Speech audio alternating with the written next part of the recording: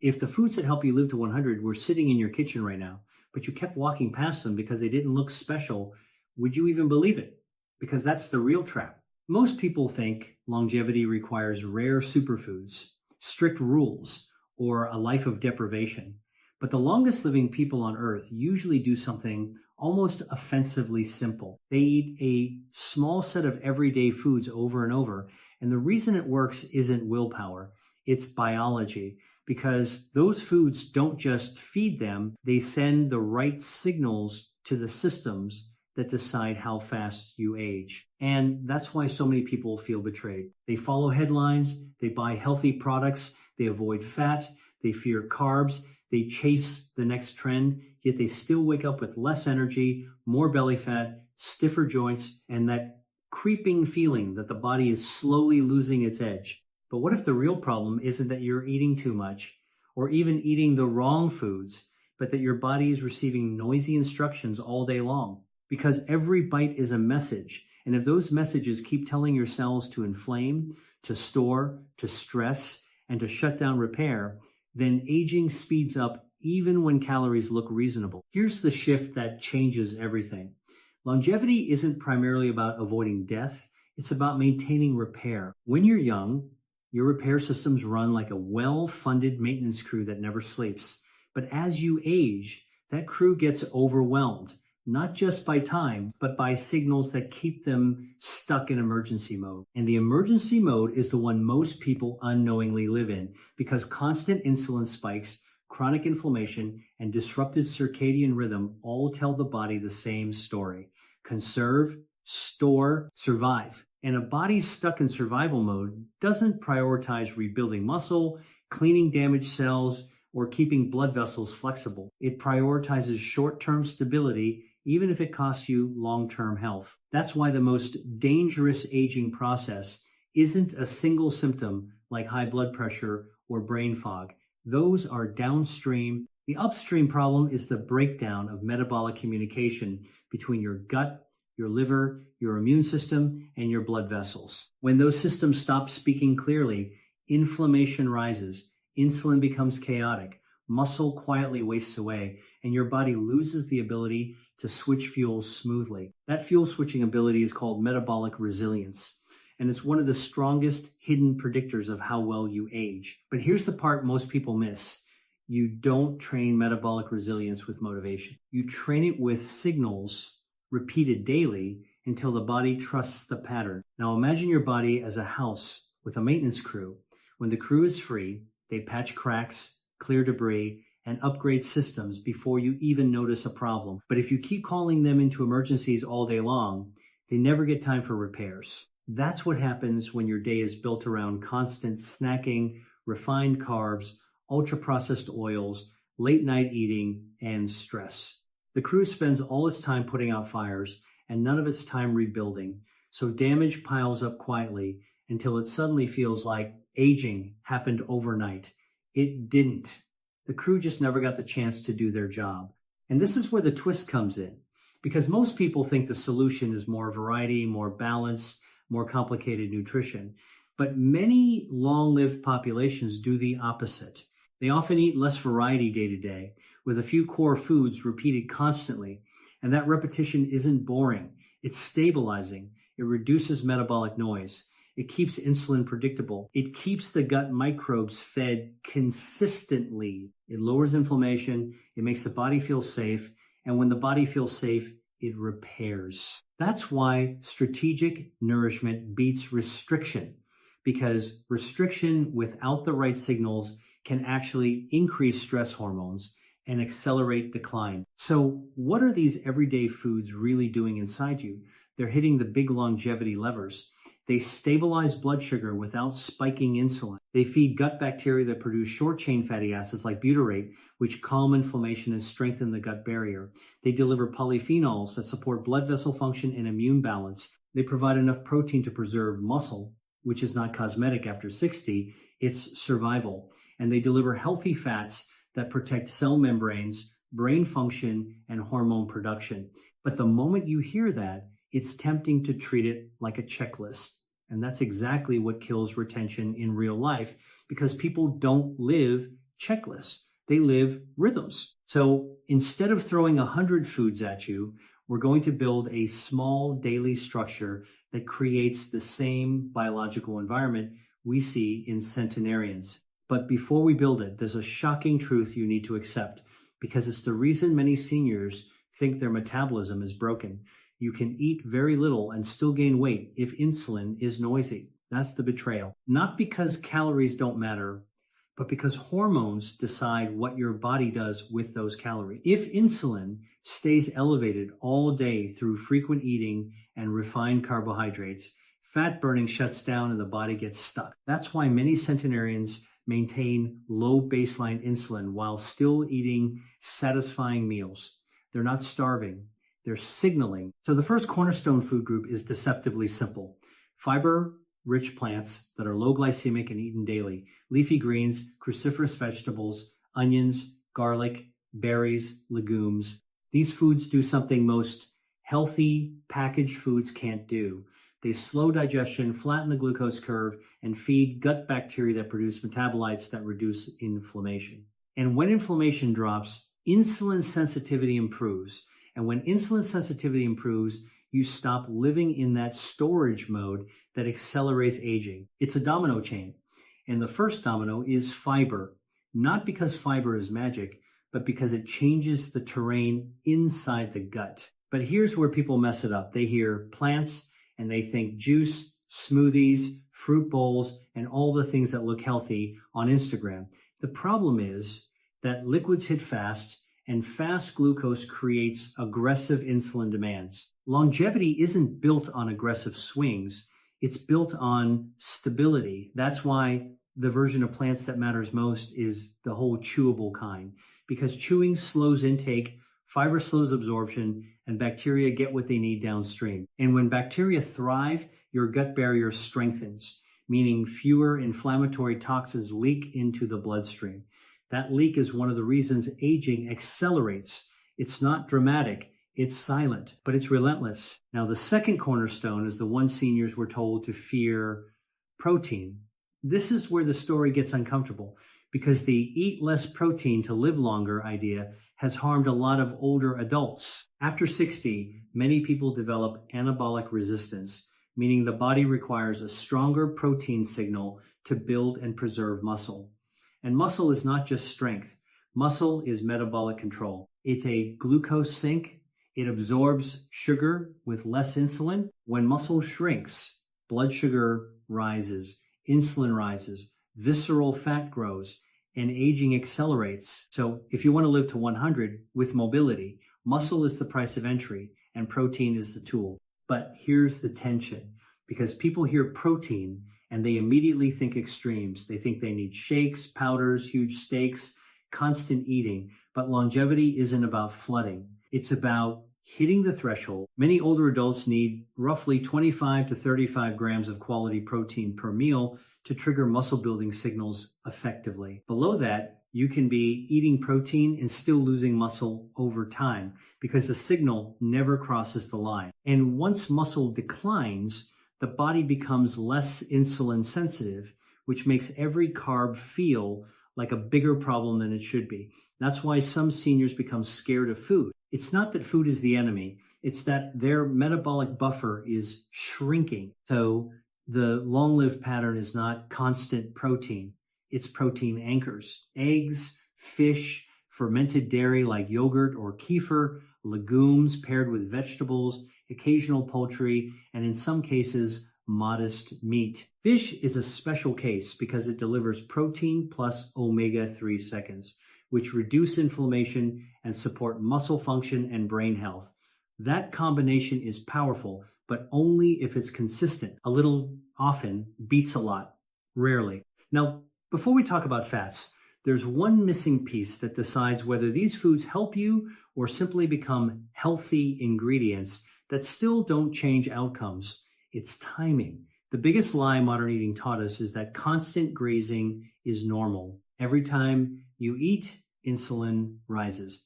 If insulin never gets a break, fat burning and cellular cleanup never fully activate. And cleanup matters because your body accumulates damaged proteins and dysfunctional cells over time. And that accumulation is part of what we experience as aging. But cleanup doesn't happen best in chaos. It happens in calm, in gaps, in predictable windows, where the body is not constantly handling incoming fuel. That's why many long-lived populations naturally eat within a defined window, even if they never call it fasting. They finish dinner earlier, they avoid late-night snacking, they let the overnight hours be a true metabolic reset. And the wild part is that this doesn't require extreme fasting. Even a 12 to 14 hour overnight window can improve insulin sensitivity and lower inflammation, especially for older adults. But the reason it works isn't the clock, it's the message. You're telling the body, we're safe, we're stable, now repair. And this is where the boring part becomes the secret weapon, because predictable meals at predictable times reduce cortisol, and cortisol is the invisible accelerator of aging. High cortisol promotes belly fat, muscle loss, and sleep disruption. So when your food pattern becomes calmer, your nervous system becomes calmer, and when your nervous system becomes calmer, your metabolic signals become clearer. That's why centenarians don't look like they're chasing hacks. They look like they're living routines. Now, we have plants and protein, but we still haven't touched the thing that can either protect your brain and blood vessels or quietly inflame them for decades. Fat quality. This is where seniors were misled, because fat isn't the villain. Oxidized industrial fats are. The right fats strengthen cell membranes, support hormones, and protect the brain. The wrong fats damage mitochondria and raise inflammatory signaling even when cholesterol looks fine. And that means you can have a normal lab report and still be aging faster at the cellular level, which is why so many people feel bad even when doctors say everything looks okay. So what do long-lived people do? They eat fat daily, but mostly stable fats, extra virgin olive oil, nuts, avocados, and fatty fish. These fats support blood vessel function by improving endothelial health and reducing inflammatory markers. And they also stabilize blood sugar because fat slows glucose absorption. That's why adding olive oil to vegetables isn't just culinary, it's metabolic strategy. It makes the meal calmer, and calm meals create calmer insulin, and calmer insulin creates more repair time. But there's a hidden enemy that destroys this, and it's not just fried food. It's reheated oils and ultra-processed snacks with long ingredient lists, because those fats oxidize and create compounds that stress your cells. It's slow damage. It's not dramatic, but it's exactly the kind of slow damage that separates someone who is alive at 90 from someone who is functional at 90. Longevity isn't just survival, it's capacity. Now, we're about to connect all of this into the simplest daily pattern you can repeat without becoming obsessed. But first, you need to understand why the gut might be the real aging organ nobody talks about. Because if your gut ecosystem collapses, inflammation rises, insulin worsens, immune balance deteriorates, and brain health declines. The gut is not a tube, it's an endocrine organ. It's a signaling hub. And long-lived people consistently feed it in a very specific way, not with probiotics alone, but with the foods bacteria actually eat. That's where prebiotic fibers come in. And this is the part that sounds too simple until you realize how powerful it is. Onions, garlic, beans, lentils, oats, barley, asparagus, artichokes, and even resistant starches like cooked and cooled rice or potatoes. These feed bacteria that produce short-chain fatty acids that strengthen the gut barrier and reduce inflammation. And when the barrier is strong, fewer inflammatory toxins leak into the bloodstream, which means your immune system stops being constantly triggered. That constant triggering is one driver of inflammaging, the chronic low-grade inflammation that accelerates aging. But here's the problem. Many seniors simplify their diet too much. They eat soft, easy foods, often low fiber, and the microbiome starves.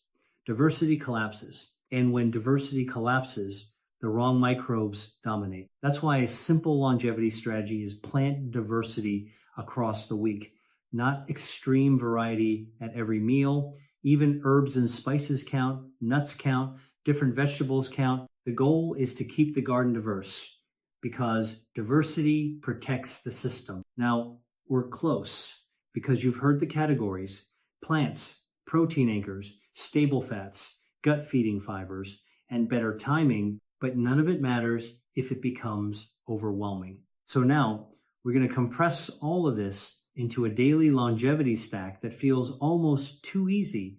And we're going to do it in a way that solves the biggest fear people have. What do I actually eat every day without overthinking? And then we'll add the missing piece. Most people ignore the one that turns these foods from healthy into longevity active, because it's not just what you eat, it's how you combine it and when you place it in the day. Because once you see that structure, you'll realize living to 100 isn't about chasing perfection. It's about building a repeatable signal your body can trust. And the moment you trust the signal, your repair crew wakes up again. Now let's make this real, because the moment this stays categories, the brain treats it like trivia, but the moment it becomes a repeatable day, the body treats it like a new identity. The secret isn't that centenarians know more nutrition facts. The secret is that their routine is quietly engineered to keep insulin calm, inflammation low, and repair turned on. And once those three are happening, a lot of aging problems stop feeling inevitable. But the part nobody tells you is that the foods only work when they show up in the right order, because the first bite of the day can either stabilize your biology for hours or start a chain reaction you'll fight until bedtime. So imagine you wake up and the first thing you do is throw sugar into your bloodstream, even sugar dressed up as healthy, because the body doesn't care about marketing. It cares about glucose. If you start with cereal, toast, juice, a sweet coffee, or even a big fruit-heavy breakfast, your insulin spikes early, which means hunger comes back early, which means snacking starts early, which means you spend the entire day feeding insulin, and then you wonder why the belly grows and the energy fades. But if you flip that first signal, everything downstream becomes easier, because you're not fighting cravings, you're preventing them. That's why the first daily move is a protein and fiber anchor early in the day.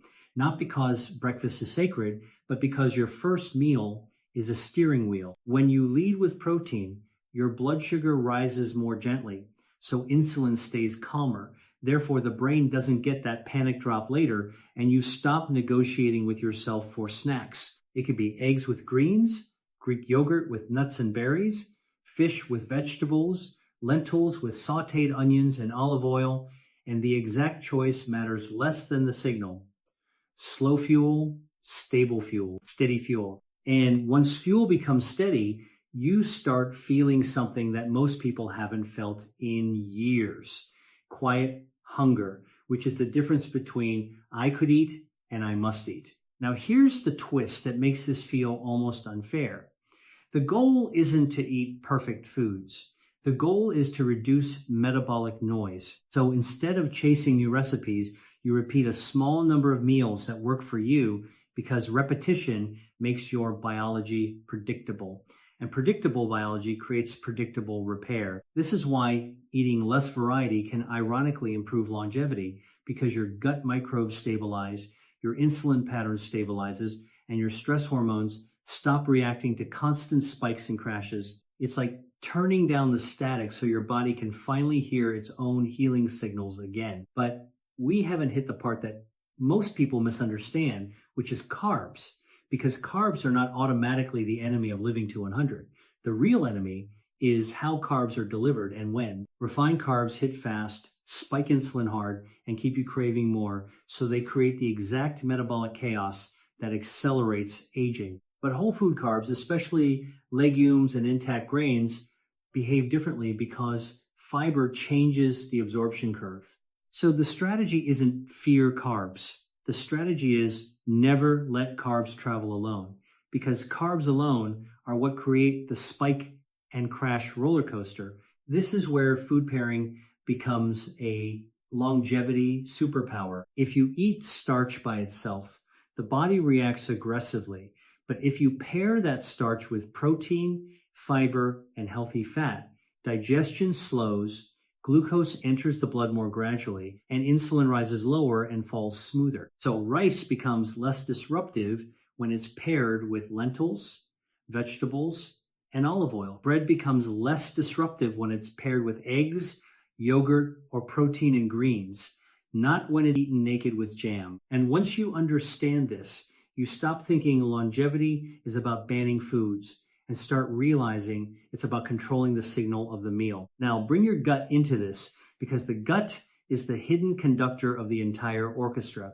If you feed your microbes the wrong way, they produce inflammatory signals that age you from the inside. But if you feed them the right way, they produce short-chain fatty acids like butyrate that calm inflammation, strengthen the gut barrier, and improve insulin sensitivity. So every day you want something that feeds them. And this is where onions, garlic, beans, lentils, oats, barley, and cruciferous vegetables show up again and again. Not because they're trendy, but because they create a gut environment that reduces inflammaging. And the moment inflammaging drops, your joints feel different, your brain feels different, and your energy feels less like a battery draining and more like a system that's still being maintained. But there's a catch, because if you go from low fiber to high fiber overnight, your gut may protest, and people interpret that protest as this doesn't work. It does work, but the microbiome has to adjust. So the smartest move is to increase fiber gradually, because your gut is a living ecosystem. And ecosystems don't like sudden earthquakes. Start with one serving of legumes a few times a week, add more vegetables, add a spoon of fermented foods like yogurt or kefir, and let the system adapt. And when it adapts, you'll feel it, because digestion becomes calmer, appetite becomes steadier, and the weird cravings that used to feel psychological often fade because the gut-brain signaling gets cleaner. Now, let's talk about the day's biggest hidden decision for longevity. And it's not what you eat at lunch, it's whether you snack. Because every snack is an insulin event, and insulin events steal repair time. Centenarians don't usually live in a culture of constant grazing. They eat meals and then they stop. That pause is not deprivation. That pause is metabolic space. And metabolic space is where fat burning and cellular cleanup can turn on. So the simple rule is 2 to 3 clear meals, no grazing, and suddenly you've created hours of low insulin time without counting a single calorie. And the reason this matters after 60 is that low insulin time is when the body becomes more metabolically flexible. That flexibility is the ability to switch fuels without panic. When flexibility is strong, you can go hours without food and feel fine because your body uses stored fat as backup fuel. When flexibility is weak, you crash, you crave, you feel shaky, and you assume it's normal. It's not normal, it's trained. And you retrain it by giving your body space between meals, because space forces the switch. Now we need to address the nighttime, because this is where most people accidentally sabotage everything, even with great food. The night shift is when the body repairs. Growth hormone pulses. The brain clears waste. Autophagy ramps up. But that only happens well when the body isn't still digesting and handling incoming fuel. So the most powerful longevity timing move is to finish dinner earlier, ideally 3 to 4 hours before bed, because that gives insulin time to fall and repair time to rise. This isn't about being strict. This is about letting the night shift do its job. And here's what's crazy. A lot of people try to biohack longevity with supplements while still eating late at night. That's like installing fancy security cameras while leaving the front door open. Late night food keeps insulin elevated. Therefore, repair pathways are suppressed. Therefore, sleep is lighter. Therefore, cortisol rises. Therefore, insulin resistance worsens. And suddenly you're aging faster while believing you're doing health. The fix is not complicated. It's aligning food with the clock your body already follows. Now, we still haven't talked about the thing that makes these foods more than healthy, the thing that turns them into a longevity engine, and it's movement, but not the kind people fear. After 60, you don't need punishing workouts to benefit. You need consistent signals. Light resistance training, walking after meals, carrying groceries, body weight squats, bands. Why? Because muscle is your glucose sponge. The more you use it, the more sugar it absorbs with less insulin. So movement doesn't just burn calories. Movement changes insulin demand. And insulin demand is one of the main levers of aging. When insulin demand drops, belly fat becomes harder to store, inflammation drops, and your blood vessels stay more flexible. And now we can finally answer the title in a way that doesn't disappoint. Just eat these every day and you'll live to 100 isn't about a magical food list. It's about a daily signal stack that repeats until your biology shifts. Fiber-rich plants daily because they feed your gut, lower inflammation, and stabilize glucose. Protein anchors daily because they preserve muscle, and muscle preserves metabolic control. Healthy fats daily like olive oil, nuts, and fish because they protect cell membranes, brain function, and blood vessels. Fermented foods in small amounts because they train immune balance and strengthen the gut. And timing that creates quiet hours because quiet hours activate repair. That's the actual formula, and it's powerful because it's simple enough to do forever. So if you want the simplest way to start tomorrow without overthinking, don't chase perfection. Pick one protein anchor you'll eat most days. Pick 2 plant foods you'll rotate daily. Add olive oil as your default fat. Add legumes a few times a week. Finish dinner earlier. Stop grazing. Walk after one meal. And then watch for the first real sign it's working, which is not the scale. The first sign is calm. Calmer hunger, calmer energy, better sleep, less inflammation in the body. Because once the body is calm, repair starts winning again. And if you want to keep learning how to use everyday foods as real biological signals, not trends, then like this video, subscribe, and share it with someone who feels like aging is accelerating even though they're trying. Because the truth is, your body isn't collapsing because it ran out of willpower. It's responding to signals. Change the signals consistently, and you'll be shocked by how much resilience comes back even later in life.